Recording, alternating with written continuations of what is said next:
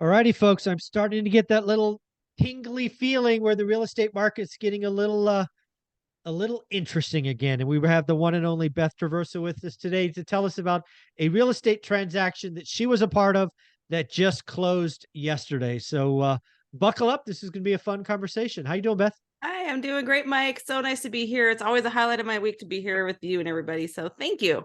Yeah, we appreciate you bringing up some time. It is July 4th when we are recording Yeah, this. So thank you for coming on a holiday. of course. I and the audience appreciate it. I saw on Facebook you just had another successful closing representing a client. You were the selling agent. Yes. I saw some interesting numbers that are giving me kind of 2022 vibes. So tell us about it. What was it? What Right. happened?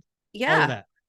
So this was a listing in outside on the outskirts of the Seattle area where I specialize in a little town called Fall City where I live, where we're known for acreage properties that are within commuting distance to employment hubs like Bellevue, Seattle, Redmond, where a lot of the tech employers are. And we're also about an hour to the mountains, so it's a popular area. And this listing of mine, so it came on the market June 6th, and because I saw the market heating up, I decided to do the strategy of setting an offer review date, where that's not uncommon where I am. I love the strategy because it gives the option of getting multiple offers without risking overpricing. So we priced it. I consulted with the seller about pricing it at a fair price because this house was actually quite a bit smaller than one that just listed across the street that sold for quite a bit less, but this one was just a better quality home. So I am very strategic always about making sure we price it where if we get one offer at this price, seller's happy. I never Got it. believe in strategically underpricing. That's always dangerous and just Yeah. bad business, in my opinion. I never have done that. So Okay. so this one, the neighbor had just sold for a little over 1.4. We listed for $1,450,000 for a house that was about 2,500 square feet, one level, remodeled, 6 acres, lovely property. Um, Okay. Most of the acres are wooded. It's not equestrian or anything like that, but just it had really nice quality finishes, a wonderful kitchen, not too big, not too small. It was a nice house that I knew was going to be popular because there's nothing for sale, and that's what we've been talking about for months now, is just if somebody's looking for a house like this, and this is right around the median for this area, so that was a very popular option. So we got a lot of activity through there. We actually did get an early offer for 1.5, but I could tell by the activity and the amount of phone calls I was getting that I knew that we could do better if we waited. So we listed it on a Thursday, did offer review at the following Tuesday, and on that day we got 5 offers. By the way, that early offer came back, but they were the number 5 out of 5 offers. We got Oh, 4 that wow. were better, and so Okay. I basically throughout the course of that day was able to negotiate the best offer for the seller that ended up being $1,610,000. So, and Wow. all contingencies waived. And the first time in a while, somebody did release 6-figure earnest money non-refundable on this one to get the deal done. That is something I haven't seen since 2022. So, but what I mean by that for people that aren't following, I know I see that look on your face. I know, I know. Oh, I I'm don't the like listing that. agent I though. I'm working don't for the like it. seller on this one. So No, I like I get that, it. right? So when you're the Yeah, seller, you want that. And yeah, I get so it. what it means is, to those listening that might not be familiar, is the buyer offered the seller, if she accepted their offer, that he would give her $100,000 released to her before closing as a non-refundable deposit. So meaning you don't get it back under any circumstances. It's already in the seller's bank account. Yep. So Wow. and Well, I always coach my sellers very carefully on that. It's like, don't spend that money until, right. because lawyers just hate that. But buyers Yes. were doing it on almost every single transaction in the Seattle area in 2022, the first half of 2022. Yeah. So it's a little bit of flashback to that. Yeah. And we did actually So, have one that actually went a little higher than this one, but this 1,610,000 that the seller accepted was the one that she decided was the best for her, strongest terms. yeah. So again, I'm getting 2022 vibes, and that's not good vibes. Hmm. So offer review dates, we kind of knew that was coming Yeah. in our back. Multiple offers. I will say it's not 20 offers. It was No. 5, Yeah. right? But still multiple offers. I'm guessing all 5 were over asking. Yes. We had somebody offer not only EMD, but released EMD, earnest money deposit. Yes. Yes. Only one person, Um, I believe another person may have done that as well. but smaller amount. Yeah. Okay. I'm curious, of the 5 offers, were any of them cash? No, I don't believe any of them are cash. What would, if you were to remember, what was kind of the average down payment, like 50% or what? Do you remember? My memory's getting a little foggy because that was 30 days ago, but I believe that they were all at least 20% or more. But a Okay. lot of people were getting financing still. Okay.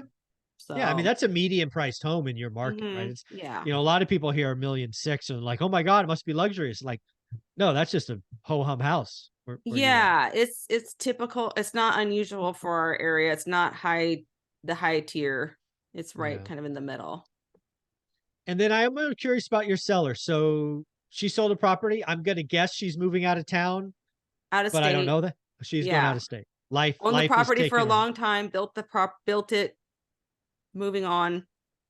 Gonna go do something else. Yeah. So she's happy. Yeah.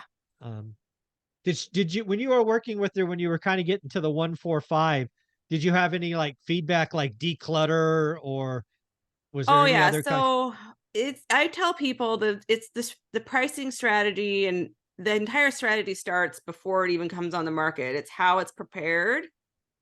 And we did everything, I brought in my stager and designer and consulted on what to do to prepare the house. We did some painting, some carpet, some general fix up, but not too much. I don't think it's never worth like gutting a bathroom, for example, but Mhm. just working with the stager to stage the home so it photographs better. If it was an empty house, it wouldn't have had the same impact as the staged house. And I always go with a stager that does a more of a high-end look, but that's consistent with the wooded setting where we are, so it's very curated, but that is a very integral part of it. Just making sure the prep um happens is gonna, that's what's gonna, if you don't prep it right, then it doesn't matter about the pricing and all the other stuff. It's not gonna fall into place. So Right. it's all part of a overall Master plan. strategy, the master plan.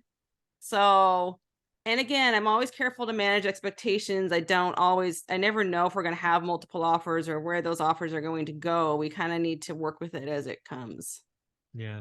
So when you kind of step back from this opportunity, now it's put to bed, it's closed, and we are going into theoretically the slow season, right? The second half of the year, again, Mhm. nationally speaking, is slower than the first half.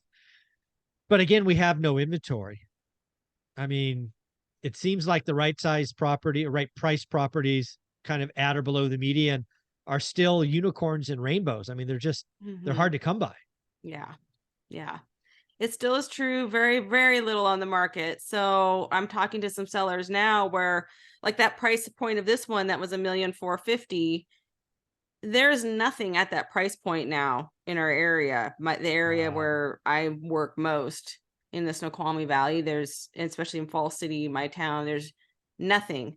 So there's something at the extreme low end and a whole bunch at the very high end. But there's a whole, and I'm talking like 325 for a little manufactured home, and it goes from there up to 1,980,000. Like there's Oh nothing my in the gosh. middle. No. Nothing. Yeah.